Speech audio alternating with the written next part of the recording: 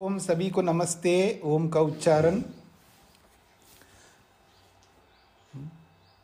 क्या हुआ? वापस कुछ हो गया?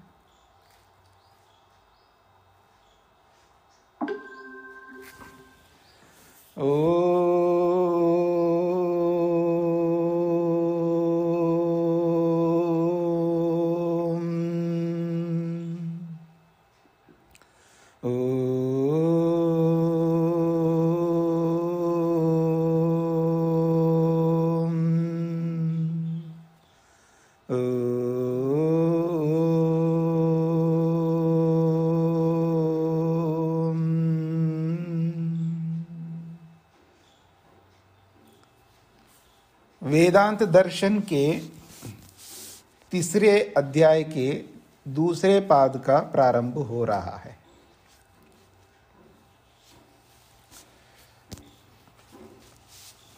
दूसरे पाद का प्रथम सूत्र से पहले एक छोटी सी भूमिका के रूप में प्रस्तुत किया जा रहा है। अस्तु तावत् देहांतर प्राप्तो जीवात्मनः शरीरस्यापि रचयिता परमात्मा, परंतु स्वप्ने तु सृष्टिकर्ता जीवात्मा अस्ति एव यतः। तो कहते हैं, प्रश्नकर्ता एक प्रश्न उपस्थित करते हुए अपनी बात रखता है। अस्तु, अच्छा ठीक है,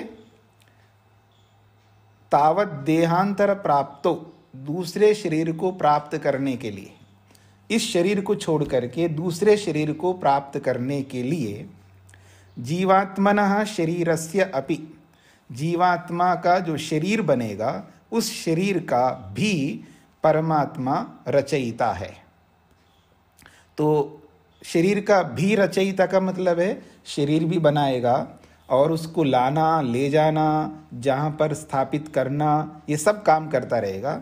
तो शरीर का भी निर्माण, केवल उस आत्मा को किसी के शरीर में प्रवेश कराना ही काम नहीं है। जो पीछे का प्रसंग आया है ना, कि अनुशयी आत्मा जो है इन्हीं स्थितियों में गुजरते हुए फिर वो अन्न के माध्यम से पुरुष के शरीर में जाता है, पुरुष के माध्यम से जहाँ भी गर्भ स्थापित होना है उसके शरीर में जाता है। तो ये सारे काम परमात्मा ही करवा रहा है, अर्थात परमात्मा के माध्यम से किए जा रहे हैं। सीधा सीधा परमात्मा कर रहा है, इसमें हमारा या किसी और मनुष्य का कर्म नहीं है। यहाँ पर ले जाने में, कहीं रखने में और किसी के अंदर प्रवेश कराने में, ये सारे कर्म जो है परमात्मा के कर्म है। तो इन सब कर्मों के अतिरिक्त भी शरीर का भी निर्माण परमात्मा ही करता है। ये बात है। इसका मतलब भी का मतलब है ये है कि ये सारे कर्मों के साथ साथ परमात्मा शरीर का भी निर्माण करता है। यहां तक पहुंच गए।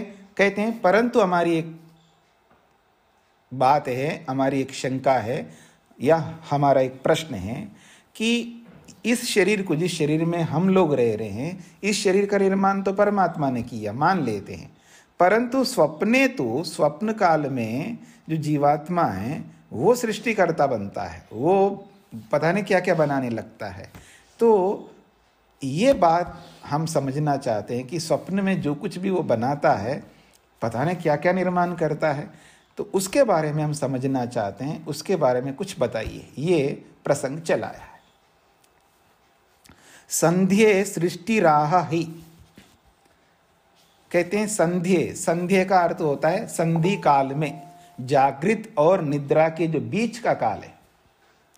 एक तो जागृत अवस्था जैसे अभी हम लोग जाग रहे हैं, और एक निद्रा की अवस्था है, सुषुप्ति जिसको हम कहते हैं, और इन दोनों के बीच का जो काल है उसका नाम है स्वप्न। तो इसलिए कहा संध्ये, संध्ये के मतलब है स्वप्न काल में। सृष्टि, वो सृष्टि बनाता है, यानी पता नहीं क्या क्या बनाता है। संधि, संध्ये, ये सप्तमी विभक्ति में, संधि काल में अर्थात जागृत और निद्रा के बीच का जो संधि काल है, बीच का काल है, वो स्वप्न काल है। तो संध्ये का अर्थ है स्वप्न काल में। सृष्टि, वो सृष्टि बनाता है, यानी निर्माता होता है, पता नहीं बहुत कुछ बनाता है। वैसे जागृत अवस्था में निठल्ला रहता है, कुछ नहीं काम करता हो, वो भी स्वप्न काल में पता नहीं बड़ी बड़ी इमारतें बना सकता है, पता नहीं क्या क्या कर सकता है। तो वो सृष्टि आहा वो बनाता है। और केवल यही बात नहीं है कि हम लोग कह रहे हैं, ये हम सुनते हैं ऐसी, आहा ही शास्त्र भी आहा कहता है, श्रुति भी कह रही है कि हाँ ऐसा बनाता है वो। ये सूत्र का अभिप्राय है। अब आते हैं सूत्र के भाष्य पर। स्वामी जी, आहा जो प्रसन्नता सूचक है? नहीं, आहा का मतलब है ये क्रियापद है, कहता है। शास्त्रम आहा, शास्त्र कहता है, या श्रुति आहा, श्रुति कहती है, ये क्रियापद है आहा।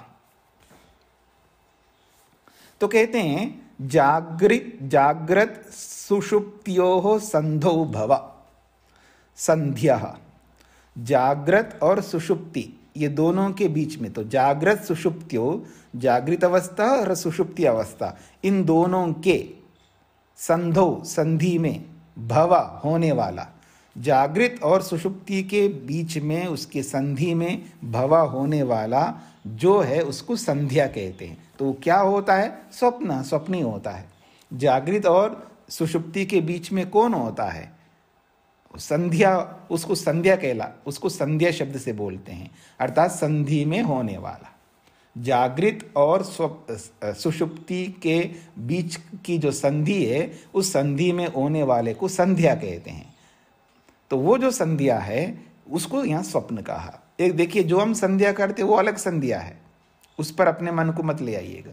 उसको, वो भी संध्या इसलिए उसको कहते हैं कि रात्रि और प्रातःकाल के बीच का होता है वो, जो ब्राह्मे मुहूर्ते बुद्धे था। मनुस्मृतिकार कहते हैं ना, ब्रह्म मुहूर्त में जागना चाहिए और व्यक्ति को परमात्मा का चिंतन करना चाहिए। अभी मनुस्मृति हम लोग पढ़ेंगे, वहाँ पर ये सारी बातें आएंगी। तो ब्राह्म मुहूर्त में उठ कर के व्यक्ति को परमात्मा का ध्यान करना चाहिए, संध्या करनी चाहिए, जो भी बातें वहाँ पर आएंगी, उसको भी संध्या इसलिए कहते हैं, वो दोनों के बीच का होता है।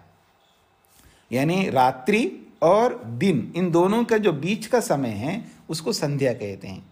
और ऐसे ही जो दिन जा रहा है और रात आ रही है, रात आई नहीं है, दिन गया नहीं पूरा, उसकी जो बीच का जो समय होता है उसको भी संध्या कहते हैं। तो प्रातःकाल का भी संध्या होता है और सायंकाल का भी संध्या होता है, अर्थात दोनों संधियों की जो बीच का जो होता है उसका नाम संध्या है। तो वहाँ उपासना है, वहाँ पर होने वाला या होने वाली, इसलिए उसको संध्या शब्द से बोला है। और यहाँ निद्रा का प्रसंग है कि जागृत और सुषुप्ति के बीच में जो होने वाला वो क्या हो सकता है? यहाँ स्वप्न ही हो सकता है।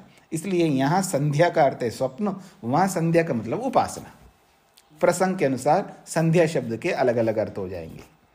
तो कहते हैं ये जो जागृत और सुषुप्ति, इन दोनों के बीच में, इन दोनों के संधि में भवा होने वाला, वो जो भी होने वाला उसको संध्या कहते हैं। और वो कौन है? स्वप्न, उसको स्वप्न कहते हैं। तो कहते हैं संध्यम तृतीयम स्वप्न स्थानम, बृहदारण्यक उपनिषद में कहा है संध्यम, ये जो संध्या क्या है वो तीसरा है, क्रम से वो तीसरा है। एक तो जागृत अवस्था है और एक सुषुप्ति अवस्था है, और उसके बीच में जो होता है वो तीसरी अवस्था है, इसलिए कहा संध्यम तृतीयम।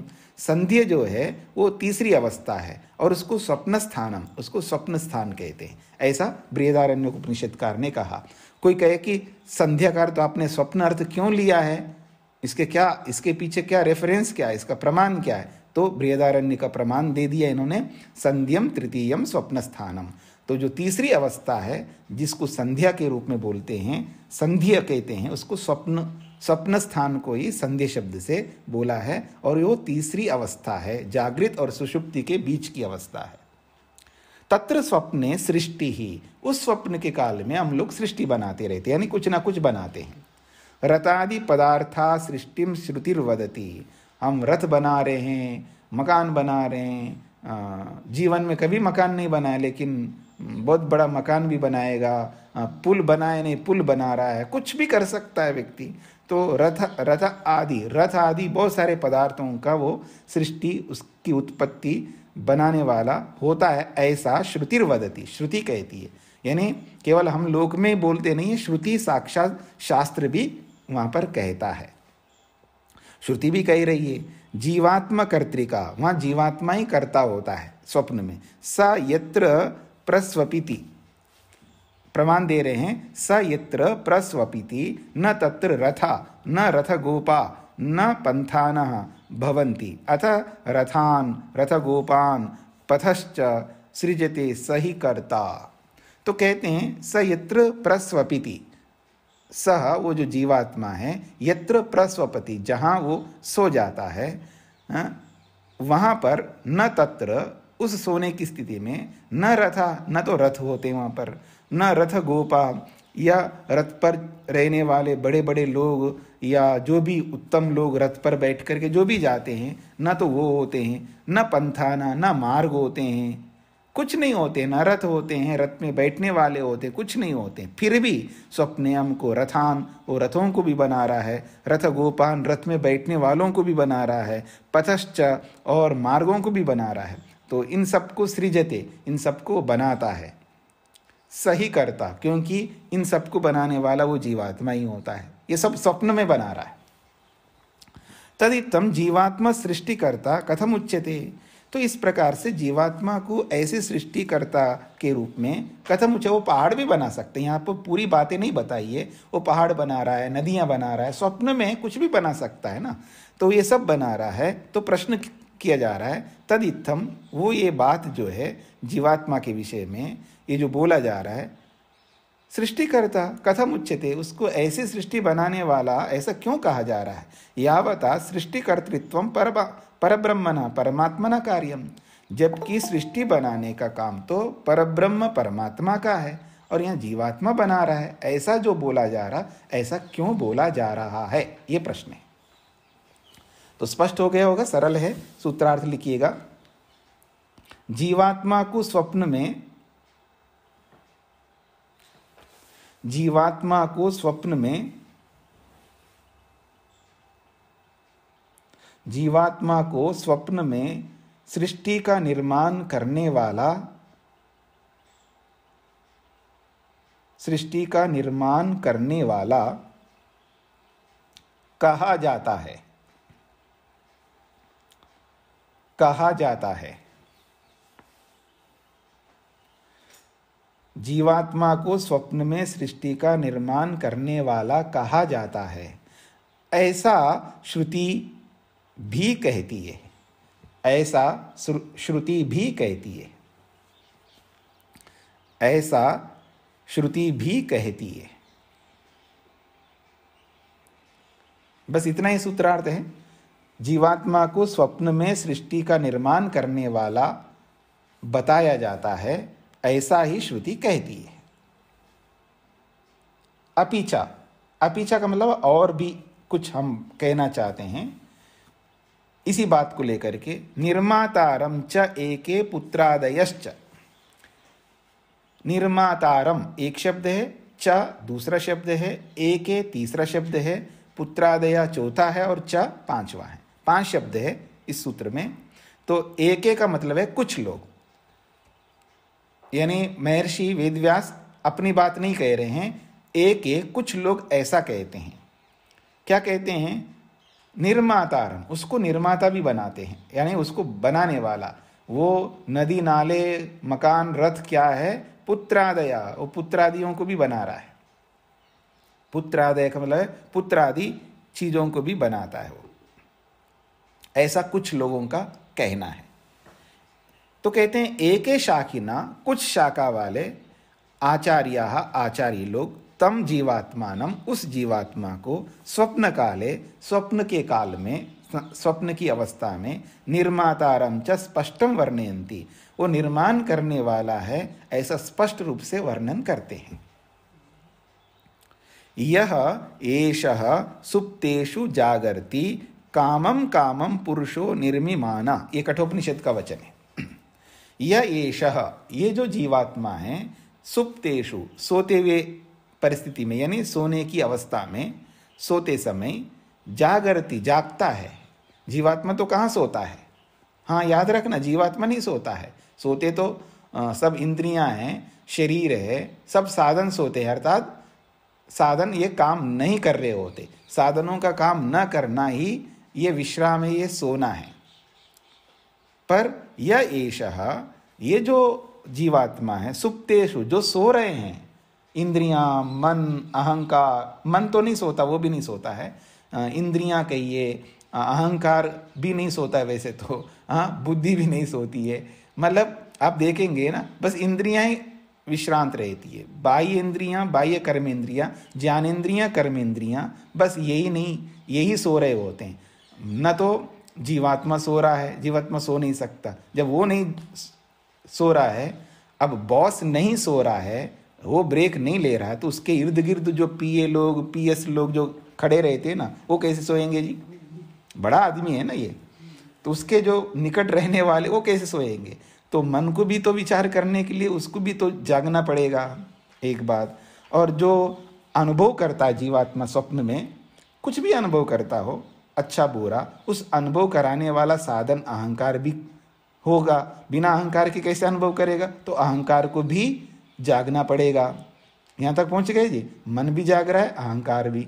और तीसरी चीज है बुद्धि, उसको निर्णय भी, हाँ मैं रथ को ही देख रहा हूँ जी, हाँ मैं बैलगाड़ी को नहीं देख रहा हूँ, रथ को देख रहा हूँ, या मैं कार को देख रहा हूँ, मैं ट्रेन को नहीं देख रहा हूँ, मैं विमान को नहीं देख रहा हूँ, हाँ यही रथ है, यही 4 व्हीलर है, यही ट्रेन है, यही विमान है।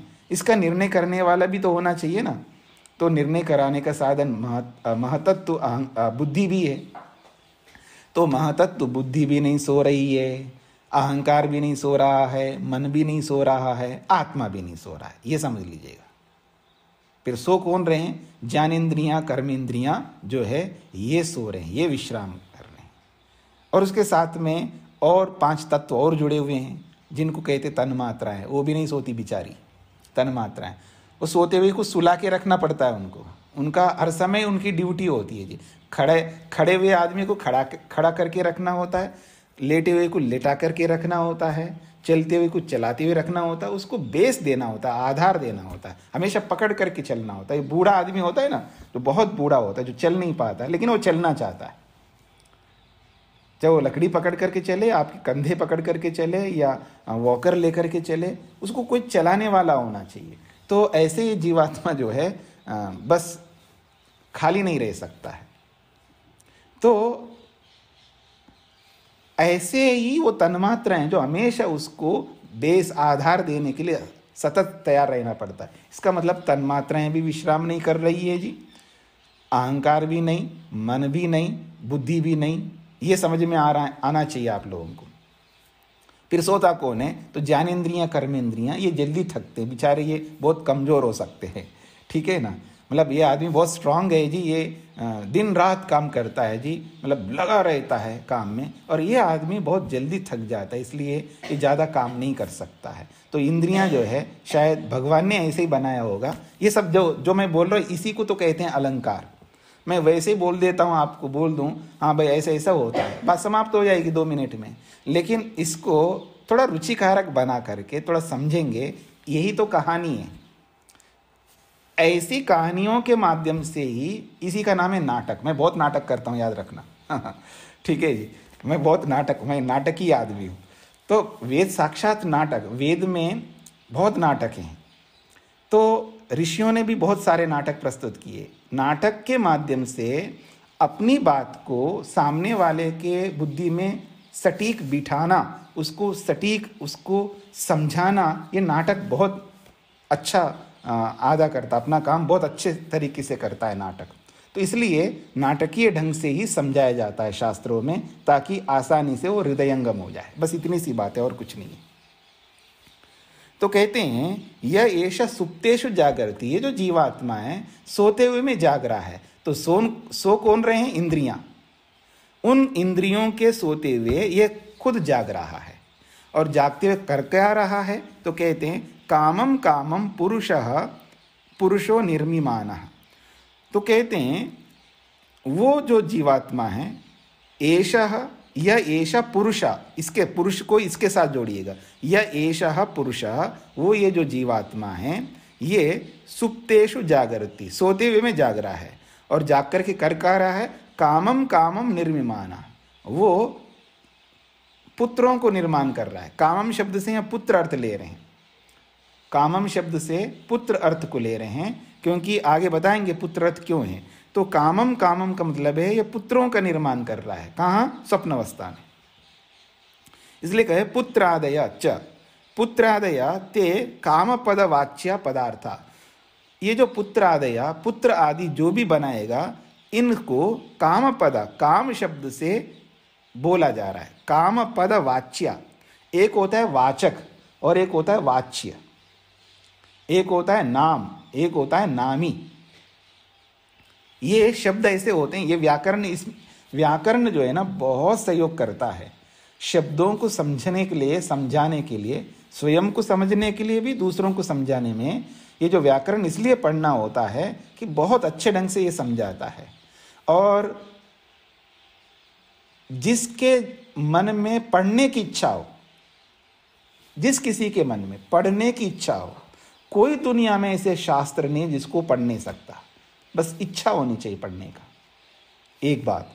उसके साथ में और भी बहुत सारे कारण हमको जोड़ने पड़ते हैं, लेकिन मुख्य बात है, मेन पावर है, जो इम्पोर्टेंट जो चीज़ है वो इच्छा होनी चाहिए, पढ़ने की तमन्ना होनी चाहिए, अभिलाषा होनी चाहिए, उत्कंठा होनी चाहिए, मैं पढ़ूँ।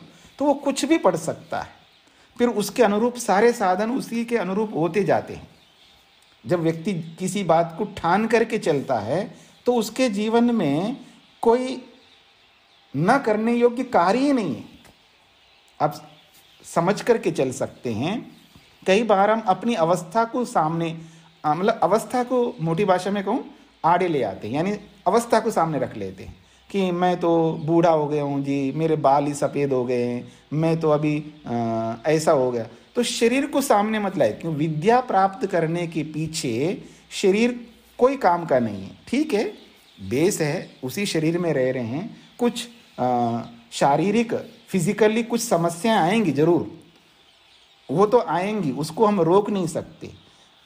और उन्हीं समस्याओं के बीच में विद्या को प्राप्त करना होता है, इसी का नाम तप है।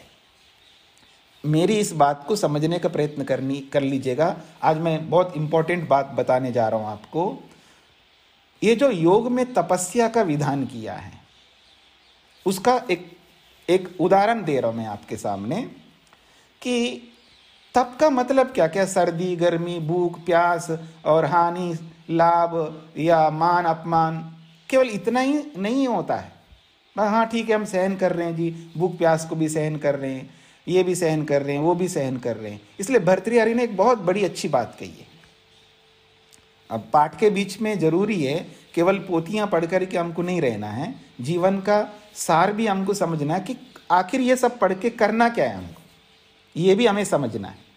भर्तृहरि कहते हैं आप भी खाते हो, मैं भी खाता हूँ। मैं भी का मतलब एक साधु भी खा रहा है, बाकी सब दुनिया के लोग भी खा रहे हैं। साधु भी मेहनत कर रहा है, दुनिया के लोग भी मेहनत कर रहे हैं। साधु भी कहीं आने जाने के लिए जागना पड़ता है उसको, रात में भी, दिन में भी, आधी रात में जाना पड़ रहा है। आपको भी जाना पड़ता है, साधु को भी जाना पड़ता है। ट्रेनों में, फ्लाइटों में, 4 व्हीलर में आपको भी जाना पड़ता है, साधु को भी जाना पड़ता है। जो जो काम आप करते वो काम सारे वही करता है। सर्दी में, गर्मी में, बरसात में, जो भी ऋतु आए, सभी ऋतुओं में, सभी परिस्थितियों में सारे काम जो आप करते वो साधु भी करता है। ठीक है, आप व्यापार कर सकते हैं, आप नौकरी कर सकते हैं, वो पढ़ाने का काम कर सकता है, वो उपदेश का काम कर सकता है। काम वो भी कर रहा है, काम हम सब लोग कर रहे हैं। अंतर क्या है? और आप भी दिन रात ध्यान में लगे हुए हैं और वो भी ध्यान में लगा हुआ है।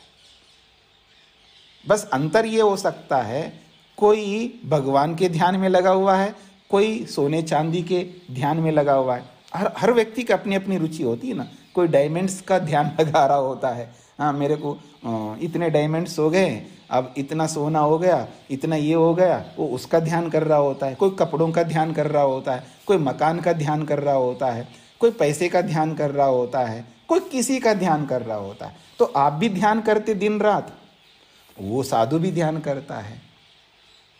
पर अंतर क्या हुआ? तो भर्तृहरि कहते हैं अंतर तो बस ये है कि वो जो सुख आनंद तृप्ति संतोष उस साधु को मिलता है, वो तृप्ति संतोष आनंद इस आदमी को नहीं मिलता। बस इतना अंतर है। इतना क्या है, बहुत बड़ा अंतर है।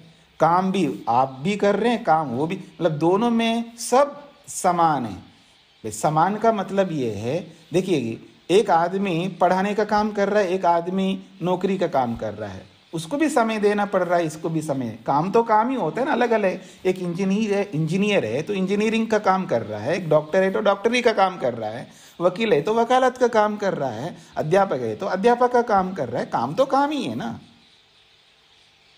बाकी सारी चीजें एक जैसी चल रही है सबकी, सबका समान है, कोई अंतर नहीं है। ध्यान भी सबका चल रहा है, ध्यान भी आप निरंतर करते, कौन ध्यान नहीं करता। ध्यान करने में हर आदमी एक्सपर्ट है, हर व्यक्ति ध्यान करने में एक्सपर्ट है। कह नहीं सकते हैं कि इसका मन नहीं लगता है। दुनिया में आज तक कोई ऐसा आदमी नहीं, ना हुआ है, ना आज है, ना भविष्य में होगा, इसका मन नहीं लगता है, ऐसा हो ही नहीं सकता। ठीक है, किसी का मन, मैं मान लो मधु जी को कहूँ आपको सोने में मन नहीं लगता है, किसी को आपको कपड़े में नहीं लगता है, ठीक है, नहीं लगता है। हर व्यक्ति का मन अलग अलग है, किसी का सोने में नहीं लगता, किसी में डायमंड में नहीं लगता, किसी को मकान में नहीं लगता, किसी को जमीन में नहीं लगता, किसी को कपड़ों में नहीं लगता, किसी को घूमने में नहीं लगता। लेकिन नहीं लगता 100% ऐसा नहीं है, किसी ना किसी में तो लगेगा ना मन। तो जिसमें भी लगता है मन, बखूबी लगाता है, अच्छा मन लगाता है, उसमें काबू रखता है मन लगाने में। तो कौन ऐसा आदमी है जिसको मन लगाना नहीं आ रहा हो, जिसको ध्यान करना नहीं आ रहा है? सभी हम लोग करते हैं, सभी एक्सपर्ट्स हैं, कुशल हैं अपने अपने विषय में। बस अंतर ये है कि वो जो उपलब्धि है, जो प्रॉफिट है, जो आउटपुट है, जो हमको जो लास्ट में जो मिल रहा है, उसमें जमीन आसमान का अंतर हो रहा है। वो अंतर हमें नहीं चाहिए। मुख्य बात है, वो अंतर हमारे जीवन में नहीं होना चाहिए। उसके पीछे ये बात है कि जो विद्या है, उस विद्या को पढ़ने के लिए कोई एज, कोई उम्र सामने आ नहीं सकती। अगर इच्छा प्रबल हो, हम लेटे लेटे भी पढ़ सकते हैं, लेटे लेटे भी बैठ नहीं सकते, ठीक है, लेटो, लेट करके पढ़ो। पढ़ने का मतलब पोथी खोल करके नहीं पढ़ना होता है, सुन करके भी पढ़ सकता है। जिसकी आंखें नहीं है वो सुन करके पढ़ लेता है। कोई लिख कर, पढ़ने के तरीके बहुत हैं, विधि मेथड्स बहुत हैं, पर पढ़ना जरूरी है। और बिना पढ़ने का मतलब है विद्या प्राप्त करना जरूरी है। मैं दूसरे शब्दों में कहूँ, नॉलेज गेन करना जरूरी है। वो नॉलेज, वो जानकारी, वो विद्या जिससे हमारे दुख, हमारी अशांतियाँ, हमारी अतृप्तियाँ, हमारे असंतोष, हमारे जो भी क्लेश, जो कुछ भी आप कह सकते हैं, वो हमारे जीवन में ना रहे। तो अगर वो सब है और फिर भी हम मेहनत करते जा रहे हैं, काम बराबर करते जा रहे हैं, कौन खाली बैठा है जी? काम ही कर रहा है आदमी अपने अपने तरीके से, दिन रात लगा हुआ, सुबह उठ करके रात्रि में सोने तक, मतलब कुछ ना कुछ कर ही रहा है व्यक्ति। कुछ नहीं हो तो सास को डांटने का ही काम कर रहे हैं, या बहू को डांटने का ही काम कर रहे हैं, बैठे बैठे किसी ना किसी की नुक्स निकालने का ही काम कर रहे हैं, गॉसिप कर रहा है। कुछ तो करेंगे ना, खाली नहीं बैठ सकते हम लोग। तो जब हम काम कर ही रहे हैं तो वो जो लाभ मिलना चाहिए, वो लाभ बराबर मिलना चाहिए। हाँ, मैं जो आज की नहीं, जो पुरानी पीढ़ी की माताएं जो हैं, मैं उनसे कहना चाहता हूँ, आपके मन में तो हमारा को भी बराबर हक होना चाहिए। हम तो रह गए, आज के बच्चे बहुत आगे बढ़ गए, आज के बच्चे तो बहुत समान हक को लेकर के जी रही हैं, हम नहीं कर पाए। ऐसा लगता है ना आप लोगों को? तो जब बराबर मिलना चाहिए ना फल, साधु को तो मिल रहा है और हमको नहीं मिल रहा है। काम वो भी करता है, काम हम भी करते हैं। बल्कि हाँ, आजकल तो हमको ऐसा लगता है वो क्या करता है, हम ज़्यादा मेहनत करते हैं, ऐसा लगता है आदमी को।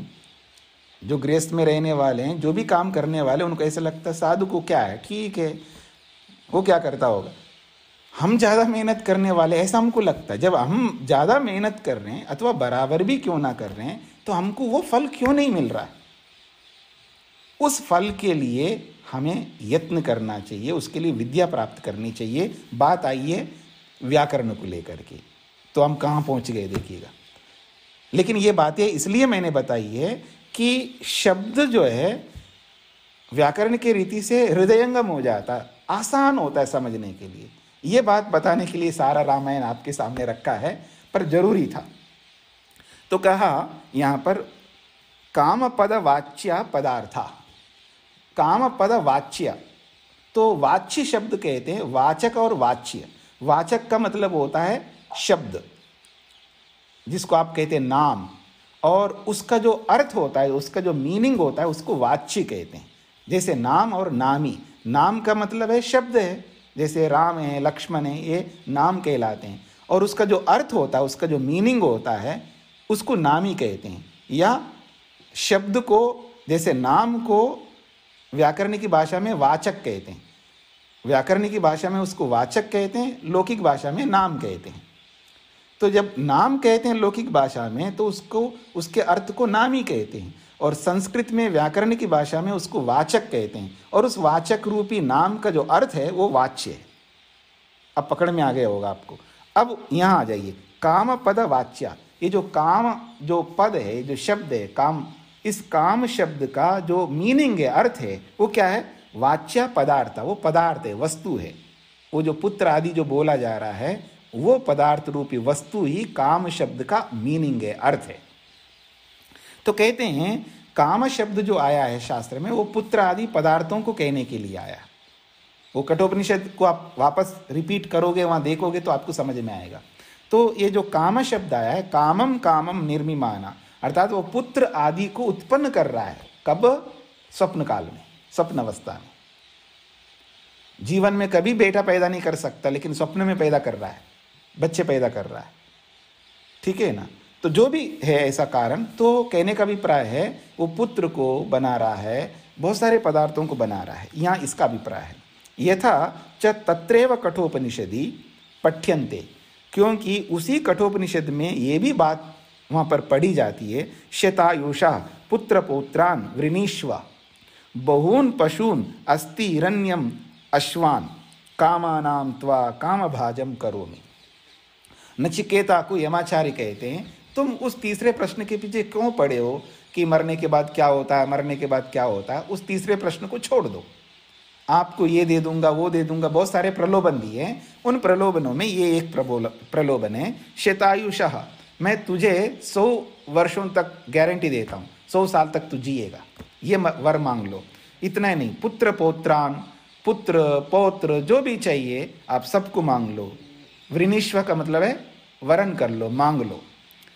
100 साल पुत्र पौत्रों को वृणीष्व वरण कर लो, मांग लो। बहून पशुन, बहुत सारे पशुओं को, समय जो है पशुधन को बहुत बड़ा धन माना जाता है। जैसे आजकल मकान को, जमीन को, सोना चांदी को सबसे बड़ा धन मानते हैं आजकल, तो उस समय में पशुधन को सबसे बड़ा धन माना जाता है। तो इसलिए बहून पशुन, बहुत सारे पशुओं को मांग लो। वो क्या है पशु? हस्ती हाथी है, अश्वान अश्व है, और बाकी जो हिरण्यादि जो धन है वो तो है ही है। तो हाथी है, सोना है, घोड़े हैं, जो भी पशु चाहिए इन सब को मांग लो। इतना ही नहीं, कामानाम त्वा कामभाजम करोमि। कामानाम, जितने भी कामना है, आदमी के मन में बहुत सारी कामनाएं होती हैं, तो उन सभी कामनाओं का त्वा, तुझको, कामभाजम करोमि, उन कामनाओं को पूर्ण करने वाला बना देता हूं। कामानाम त्वा कामभाजम करोमि, जितनी भी कामनाएं हैं, जो अलग अलग व्यक्ति के मन में अलग अलग प्रकार की कामनाएं होती, उस सारी कामनाओं का कामभाज बना दूंगा, अर्थात कामनाओं को पूरा करने वाला करोमि बनाता हूं आपको। ये मांग लो मेरे से। क्या बेकार बात के पीछे पड़े हो कि मरने के बाद क्या होगा, मरने के बाद क्या होगा, क्या करोगे उसके बाद? है बिल्कुल नहीं पूछना, मरने के बाद मत करना। डांटते हैं लोग, बिल्कुल नहीं, हाँ ऐसा बोल देते। ये मृत्यु के बारे में, मरने के बारे में, क्या तुझे यही मिला है? बहुत कुछ ऐसे डांटने लगते हैं। तो मरने के बाद क्या होगा, मरने के बाद क्या होगा, हाँ उसके पीछे क्यों पड़े हो? ये मांग लो तुम मेरे से, ऐसे यमाचार्य वो बोलते हैं। तो उसी प्रसंग में कहा है, ये जो कामा शब्द आया है वो पुत्र आदि के लिए आया है, ये कहना चाहते हैं। एतान पुत्रादीन स्वप्ने निर्माति, इन पुत्र आदि पदार्थों को वो स्वप्न में बनाता है। एवं स जीवात्मा कथम कृत्वा स्वप्ने सृष्टिकर्ता अभिवर्णिता इति प्रश्न। इस प्रकार से वो जो जीवात्मा स्वप्न में ऐसे सृष्टि को बनाने वाला वहाँ वर्णन के रूप में किया है, ऐसे क्यों उसको सृष्टिकर्ता के रूप में वर्णन किया है, ये हमारा प्रश्न है। सूत्र द्वयेन उत्थापिता, पहला और ये दो, इन दो सूत्रों से ये बात उठाई है कि उसको सृष्टिकर्ता के रूप में क्यों कहा गया है, ये हमारा प्रश्न है। दो सूत्रों से प्रश्न रख दिया। समाधत्ते, इसका समाधान करेंगे। पहले सूत्रार्थ लिखिएगा। कुछ कठ शाखा वाले आचार्य, कुछ कठ शाखा वाले आचार्य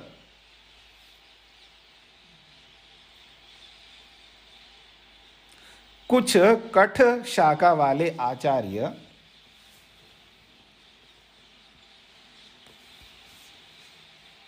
कुछ कठ शाखा वाले आचार्य जीवात्मा को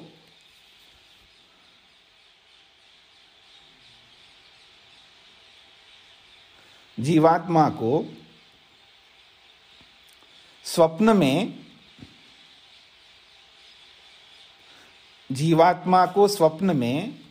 पुत्र आदि को उत्पन्न करने वाला बताते हैं। जीवात्मा को स्वप्न में पुत्र आदि को बनाने वाला बताते हैं।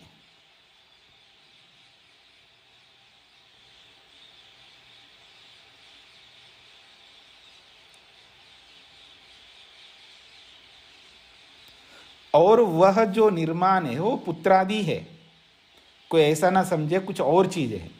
और वह निर्माण जो है वो पुत्रादि हैं, और वह जो निर्माण है वो पुत्रादि हैं। हाँ जी, कुछ कठ शाखा वाले आचार्य जीवात्मा को स्वप्न में पुत्र आदि का निर्माण करने वाला बताते हैं, और वह निर्माण पुत्रादि ही है, कुछ और नहीं लेना, इसका यह अभिप्राय है। और वह निर्माण पुत्र आदि ही है, इसका यह अभिप्राय है। तो आगे बढ़ते हैं जी। समाधत्ते, इन दो सूत्रों का समाधान तीसरे सूत्र के माध्यम से किया जा रहा है। सूत्र है माया मात्रम तु कार्त्स्न्येन अनभिव्यक्त स्वरूपत्वात्। माया मात्रम तु कार्त्स्न्येन अनभिव्यक्त स्वरूपत्वात्। कहते हैं जो स्वप्न में जो कुछ भी बनाता है बना ले दो ना, आपको क्या फर्क पड़ रहा है। स्वप्न में जो भी बनाता है उसको बनाने दो, कुछ भी बना दे। एक ताजमहल है तो 50 बना के खड़ा कर दे, क्या फर्क पड़ेगा। कुछ भी बनाने दो स्वप्न में, पुत्र आदि को बनाने दो, रेलगाड़ी बनाने दो, विमान बनाने दो, पुष्पक विमान बनाने दो, कुछ भी बनाने दो उसको। कहते हैं कुछ भी बनाने दो, को क्या फर्क पड़ता है।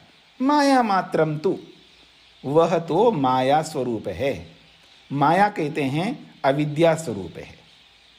ये सब अविद्या है, वो कुछ भी बना रहा है वो सब अविद्या स्वरूप है।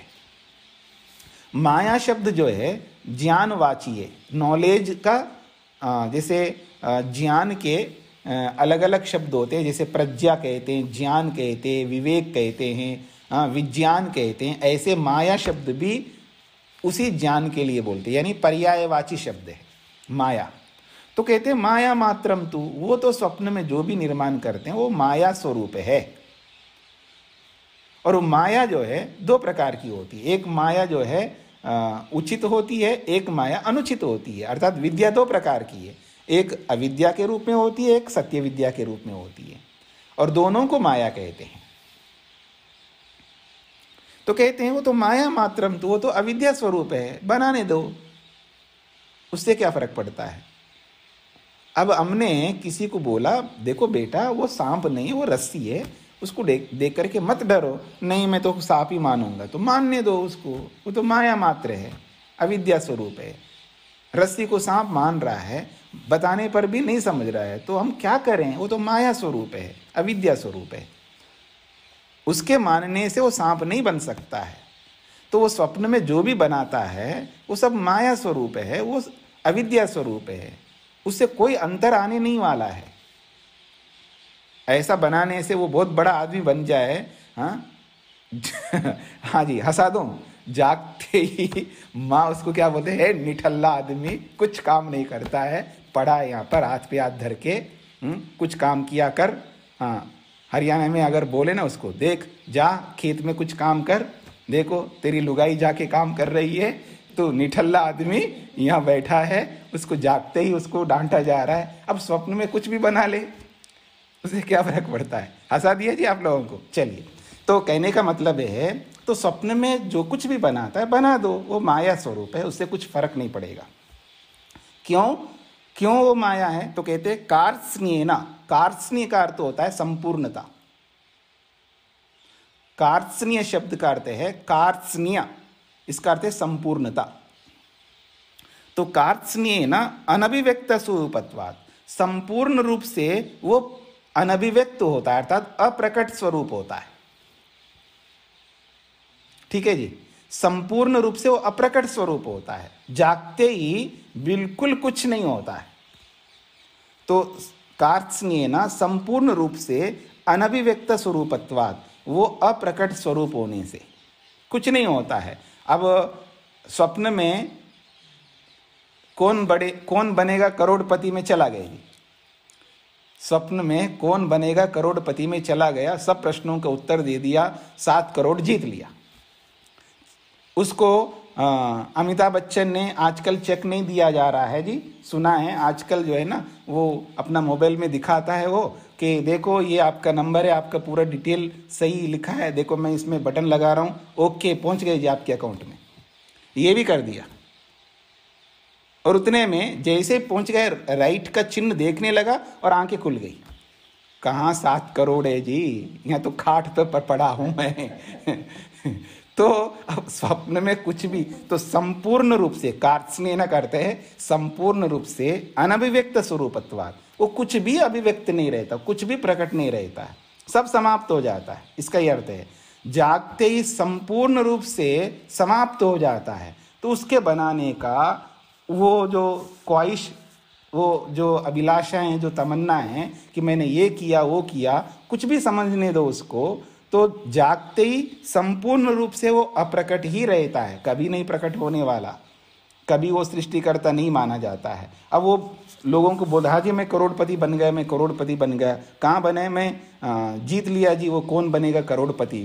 अरे भाई, हम तो भी आंखें फाड़ फाड़ करके देखते हैं कि हम लोग भी बनना चाहते हैं, रोज हम टीवी के सामने आंखें गड़ करके देखते हैं कि कौन प्रश्न दे रहा है, कौन उत्तर होगा, ये सब देख रहे हैं। कब गए, क्या किया आपने, कब बन गए आप करोड़पति?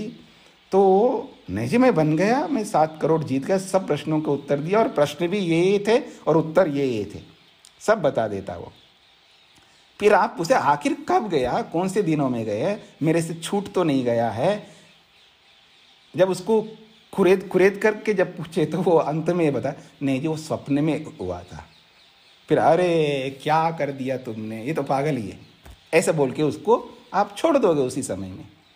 क्या होगा जी, संपूर्ण रूप से समाप्त है ना उसका करोड़पतिपन, संपूर्ण रूप से समाप्त। तो ये कहते हैं कार्त्स्न्येन अनभिव्यक्त स्वरूपत्वात्, संपूर्ण रूप से जो भी निर्माण करता है वो सारा का सारा अनभिव्यक्ति रहेगा, अर्थात कभी भी वो प्रकट नहीं होने का, कभी नहीं हो सकता। स्वप्न का जो भी निर्माण है वो 3 काल में कभी भी प्रकट ना होने से वो सब माया स्वरूप है, ये इसका अभिप्राय है। तो कहते स्वप्ने या सृष्टि जीवात्मा कर्तृका प्रदर्शिता स खलु न वास्तविकी। भाष्य तो बहुत सरल हो जाएगा आपके लिए। स्वप्न में जो जीवात्मा सृष्टि बनाने का जो प्रदर्शन किया है, यानी वर्णन किया है शास्त्र में भी, स खलु, वो सारा का सारा प्रदर्शन, वो दिखाना, न वास्तविकी, वो वास्तविक नहीं है, किंतु माया मात्रम तो भवति, वो तो केवल माया स्वरूप ही होता है। माया प्रज्ञा, माया जो है प्रज्ञा को कहते हैं। माया प्रज्ञा नाम निघंटु, निघंटु व्याकरण का, जिसको कहते हैं ना वैदिक व्याकरण का एक बहुत बड़ा कोश है, जिसको निघंटु कहते हैं। मैं दिखा देता हूँ आपको। बहुत बड़ा का मतलब उसका कलेवर देखिएगा कितना बड़ा है। देखिए ये निघंटु है, केवल मूल शब्द है जो वेदों में शब्द आए हैं। आप देख सकते हैं वेदों में कितने शब्द आए होंगे। जो 20,000 लगभग मंत्र है ना, उन 20,000 मंत्रों में जितने भी शब्द होंगे, उन शब्दों में जो कठिन कठिन शब्द हैं, उन सारे शब्दों को एकत्रित किया है। इसका नाम रखा है निघंटु। इसके 5 अध्याय हैं। इसमें शब्द ही शब्द भरे हुए और कुछ नहीं, केवल शब्द शब्द है। इसका नाम है निघंटु। इस निघंटु में अर्थ भी है इसमें? नहीं, इसमें अर्थ नहीं, इसका अर्थ है निरुक्त। अच्छा, इसी का अर्थ है, इसका जो एक्सप्लेनेशन है वो निरुक्त है। ये हिंदी में उपलब्ध है? ये वाली पुस्तक जी, ये सब शब्द ही शब्द है। हिंदी और संस्कृत वो एक जैसे रहेंगे। हाँ, ये हिंदी में मिलेगा नहीं है, ये इसी में मिलेगा, केवल शब्द शब्द गिना है उसमें। तो ये निघंटु है। इस निघंटु में प्रज्ञा शब्द यानी वेद में जो माया शब्द आया है, क्योंकि वेद में आया हुआ जो माया है उसका क्या अर्थ है ये हमें समझना है। तो वो कहते हैं माया का अर्थ ज्ञान है। तो ये बताया गया कि माया प्रज्ञा नाम, जो प्रज्ञा यानी बुद्धि के नामों में, बुद्धि के बहुत सारे नाम हैं। तो बुद्धि के जो नाम है यानी नॉलेज के जितने भी, नॉलेज के बुद्धि के एक नाम नहीं है ना, जैसे विवेक है, प्रज्ञा है और ज्ञान है, विज्ञान है, ऐसे बहुत सारे शब्द हैं। तो ज्ञान के जितने भी नाम हैं उन नामों में एक नाम माया भी है जो वेद में आया है। तो कहते हैं माया प्रज्ञा को कहते हैं। और ये माया प्रज्ञा के नामों में निघंटु में पड़ा है। निरुक्तकार जो महर्षि यास्क के है, उन्होंने ये संकलन किया है। इसको कहते हैं वैदिक कोश, जो वेद के शब्दों का एक कोश है ये। तो इसमें उन्होंने बनाया है। तो प्रज्ञा मात्रम, आपने माया का अविद्या स्वरूप बताया। तो माया का अर्थ होता है ज्ञान, प्रज्ञा। और प्रज्ञा 2 प्रकार की होती है ना, एक अविद्या के रूप में भी होती है, सत्य ज्ञान के रूप में, और मिथ्या ज्ञान के रूप में होती है। दोनों ही ज्ञान है ना।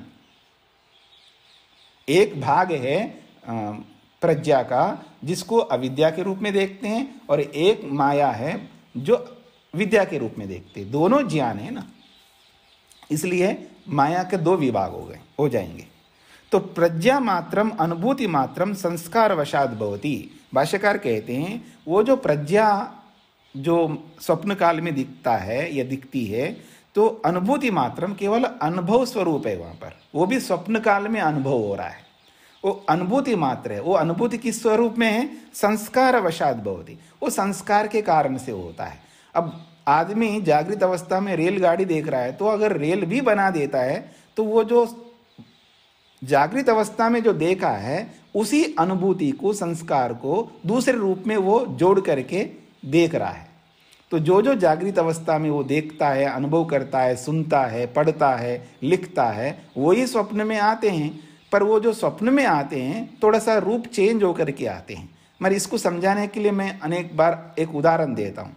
छोटा सा बच्चा है, छोटा का मतलब है यूँ मान लीजिएगा वो 2 साल का बच्चा है, उसको हाथी का चित्र है उसके हाथ में और उससे खेल रहा है। चित्र आजकल तो चित्र नहीं देते, आजकल बहुत सारे वो खिलौने देते हैं ना, वो जोड़ देते उसको, हाथी बन जाता है, कुछ भी बन जाता है। आजकल प्लास्टिक के बहुत कुछ आते हैं। तो वो ऐसा आजकल की भाषा में बोल रहा हूँ, वो खेल रहा है। और चाचा ताऊ या कोई ना कोई ऐसा उस बच्चे को छेड़ने वाला, उसको दुखी करने के लिए, बड़ा पता नहीं छोटे बच्चों को दुखी करने में उनको क्या मिलता है, आनंद है लोगों का। अब उसको छेड़ने के लिए उसका हाथी को वो फाड़ दिया, अथवा वो जो जोड़ के रखा है उसको तितर बितर कर दिया। वो बच्चा रोने लगा तो माँ आकर के या जो भी उनके होंगे निकट, वो आकर के उसको समझा, देखो बेटा कोई बात नहीं है, भूल जाओ उसको, कुछ नहीं होगा, इसको आप जोड़ लो, देखो थोड़ा सा मैं जोड़ के दिखाता हूँ, मैं जोड़ देता हूँ, थोड़ा सा जोड़ दिया, अब ऐसे जोड़ लेना। अब जोड़ करके थोड़ा सा जोड़ करके वो चले गए, माँ या कोई भी।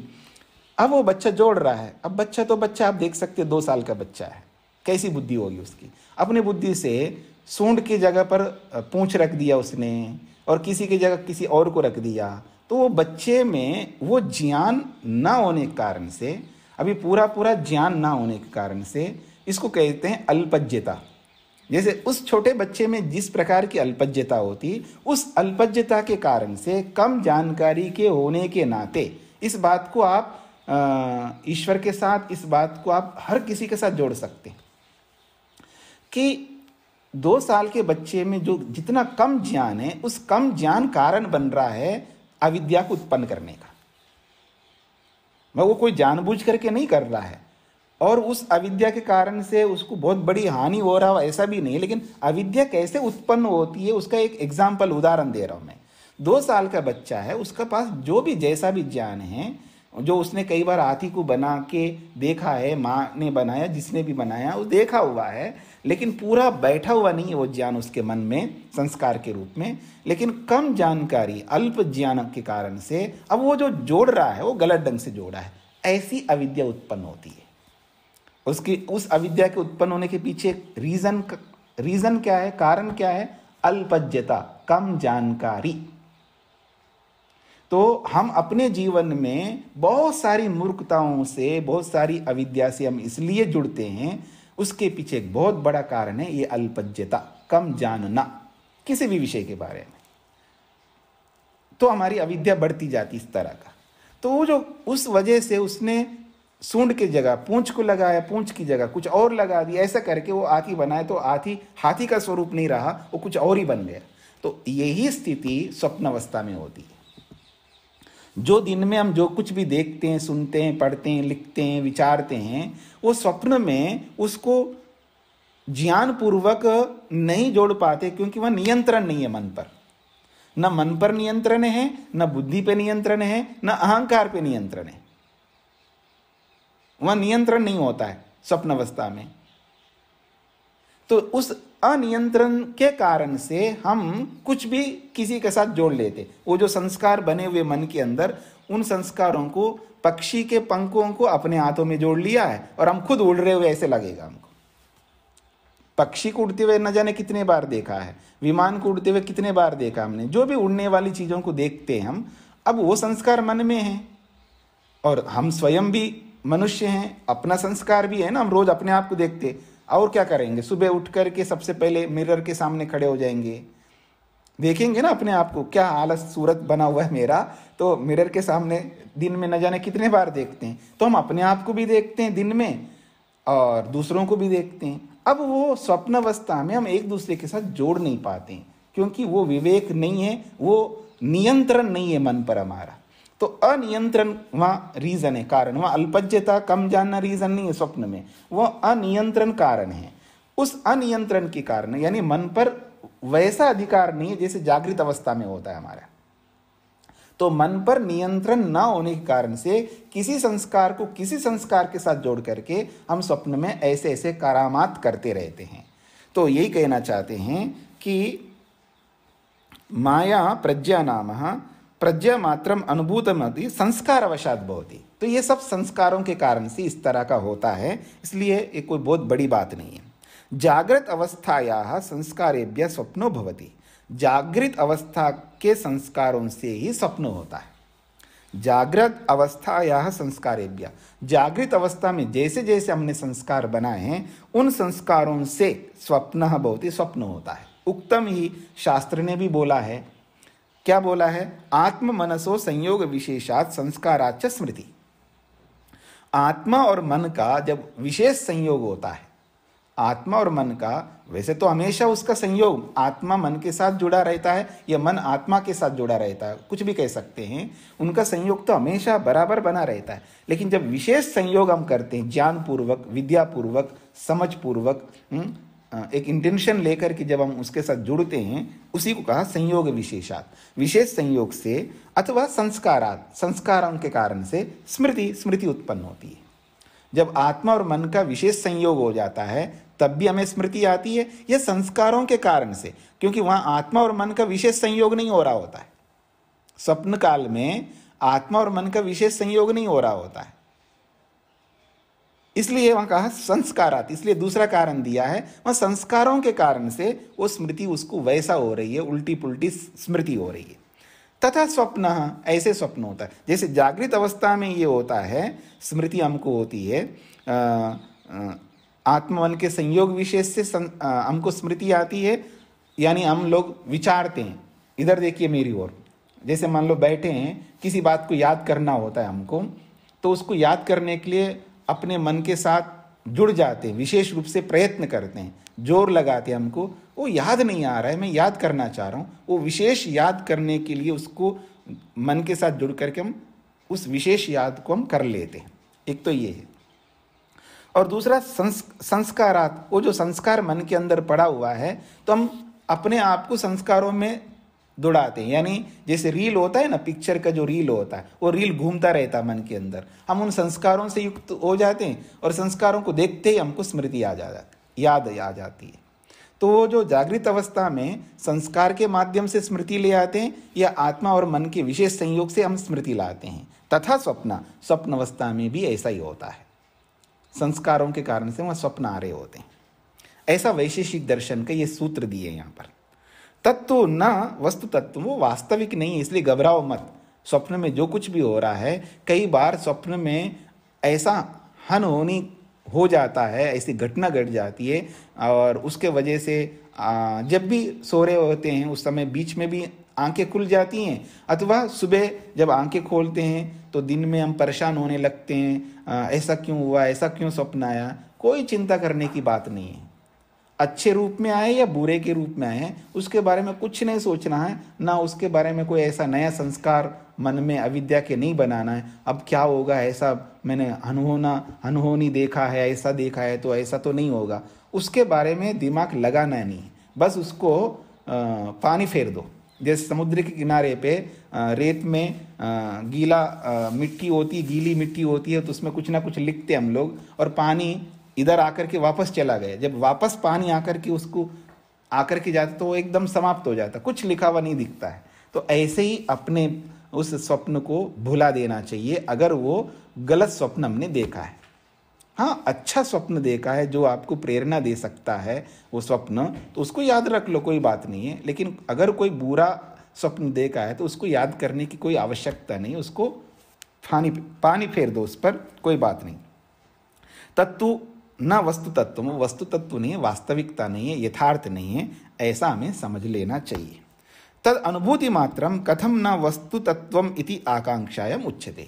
लेकिन वो जो अनुभूति स्वप्न में हो रही है वो वस्तु तत्व नहीं है, यथार्थ नहीं है, तो कहते हैं वो वस्तु तत्व नहीं, यथार्थ नहीं है, लेकिन फिर भी हमको ऐसा क्यों हो रहा है, और वो वस्तु तत्व क्यों नहीं है, वो वास्तविक क्यों नहीं है, ये एक प्रश्न है। तो उसका समाधान आगे बता रहे हैं। कार्त्स्न्येन अनभिव्यक्त स्वरूपत्वा, वो यथार्थ क्यों नहीं है उसका रीजन बताया है। उस रीजन को हम कल पढ़ लेंगे, कल समझने का प्रयत्न करेंगे।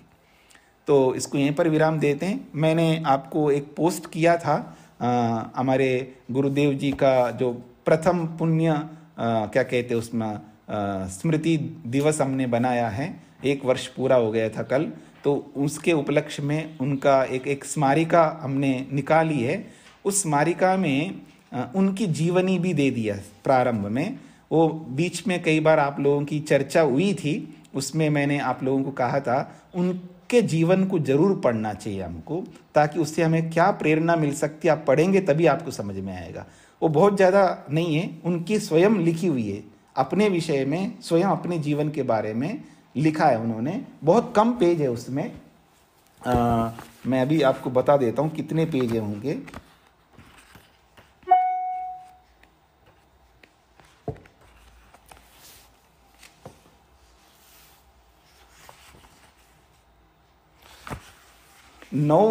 पृष्ठ संख्या 9 से लेकर के 24 तक है। पृष्ठ संख्या 9 से लेकर के 24 तक है। उन्होंने भूमिका के रूप में भी लिखा है और अक्षर बड़े बड़े हैं और आसानी से आप पढ़ सकते हैं। बहुत कम है, स्वयं स्वलिखित उनका जीवन आत्मकथा है। आप जरूर पढ़िए, आपको एहसास होगा वो कहाँ से कहाँ पहुँच गए हैं, कैसी परिस्थिति रही उनकी, वो आपको थोड़ा सा एहसास होगा। और किसी से भी हमको कुछ भी प्रेरणा मिल रही हो, मिल सकती हो, तो हमें जरूर ले लेनी चाहिए। तो जरूर आप उसको पुस्तक मिलेगी कहाँ से? हाँ, क्योंकि पीडीएफ में कंफर्टेबली पढ़ी नहीं जा रही है, बहुत कुछ पढ़ा। तो जिनको चाहिए एक काम कर सकते हैं, आप मेरे को अपना पोस्टल एड्रेस भेज दीजिएगा तो भिजवा देंगे, ये हो सकता है। थैंक यू, धन्यवाद जी। जिनको भी चाहिए सॉफ्ट कॉपी, जिनको भी चाहिए उनको हम भिजवा देंगे, उसमें कोई दिक्कत नहीं है। बस अपना पोस्टल एड्रेस भेज दीजिएगा, भिजवा देंगे जी। तो इसको यहीं पर विराम देते हैं। ओम शांति शांति शांति।